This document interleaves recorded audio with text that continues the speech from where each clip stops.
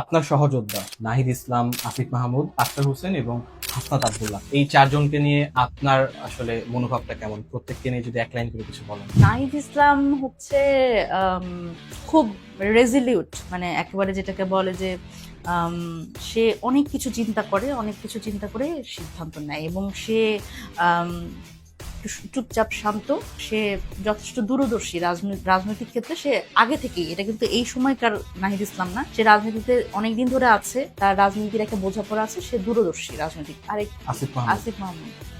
আসিফ মাহমুদ সজীব ভুইয়া হচ্ছে, আমি যদি বলি ডুয়ার, উনি কাজ করেন। মানে আমরা অনেক সময় দেখি যে আমরা অনেক কিছু বলি কিন্তু করি না, কিন্তু একজন নেতৃত্বের এটা একটা খুব গুরুত্বপূর্ণ দিক যে নেতা হচ্ছে শুধু কাজ করাবে না, সে নিজেই করবে। তো আসিফ মাহমুদ সজীব ভুইয়া হচ্ছে একেবারে ডুয়ার, এবং মানে একটা কাজের সে হয়তো মানে সে এক্সিকিউশন এবং সংগঠন এই দুইটা সে খুব ভালো বোঝে। সুতরাং সে একজন মানে খুব ভালো এক্সিকিউশন লেভেলে খুব ভালো একজন নেতা। আখতার হোসেন হচ্ছে জনতার নেতা আমার কাছে।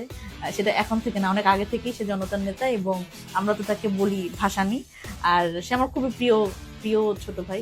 সে যখন ক্যাম্পাসে গাভী বৃত্তান্ত পড়ছিল, মানে তখন হচ্ছে আমার দেখার সুযোগ হয়েছে সামনে থেকে যে ছেলেটা মানে আসলে কে, এবং তাকে পরবর্তীতে আমরা তাদের সাথে যোগাযোগ করি যে একসাথে চলো কোটা সংস্কার আন্দোলন, এবং এরপরে আমরা প্রশ্ন ফাঁসের আন্দোলন করেছি। তার যখন আসলে ওই গাভী বৃত্তান্ত করছিল, এরপরে তো তার অনশন ভাঙাতেও আমাদের অনেক কষ্ট হয়েছে। সে কোনোভাবে অনশন ভাঙবে না রাজুতে যখন বসেছিল। তো সে হচ্ছে খুব সহজ নেতা, মানে মানুষের সাথে মেশার এই ধরনের ক্যাপাবিলিটি আমি খুব কম মানুষের মধ্যে দেখেছি। বাংলাদেশের রাজনীতিতে অন্তত এরকম মানুষ খুব কম যে হাসি মুখে সাধারণ মানুষের সাথে এইভাবে মিশতে পারে। হাসনাত তো সবারই ক্যাপ্টেন। যদিও আমি হাসনাতকে এই আন্দোলনের আগে চিনতাম না। হাসনাত হচ্ছে আমার কাছে মনে হয়েছে যে সে হচ্ছে খুব অথেন্টিক থাকতে চায় মানুষের কাছে।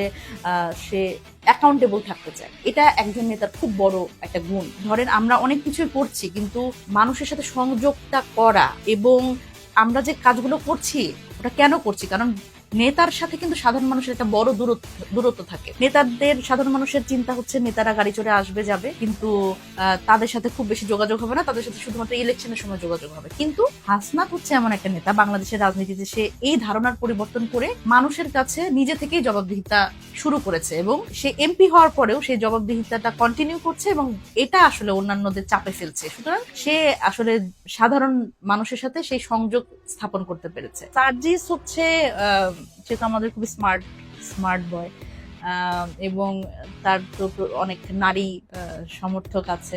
তো সে হচ্ছে মোটামুটি আমার কাছে মনে হয় যে সে নারীদের কাছে জনপ্রিয় নেতা, এবং অবশ্যই সে সাংগঠনিকভাবে অত্যন্ত দক্ষ।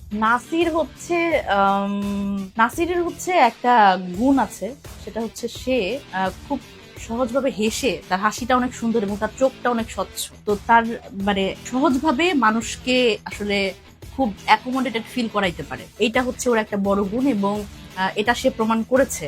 সে খুব কম সময়ে ঢাকা ৮ আসনে ক্যাম্পেইনের মাধ্যমে সে হচ্ছে এটা করতে পেরেছে। সে আমার কাছে মনে হয় সে খুব মানে নেতাদের কিন্তু পারফর্মও করতে হয়, সে অনেক বড় পারফর্মার। এক একজন নেতার তো আসলে এক এক ধরনের গুণ থাকে, সে আসলে খুব ভালো পারফর্ম করতে পারে সাধারণ মানুষের সামনে, এটা একটা খুব বড় গুণ।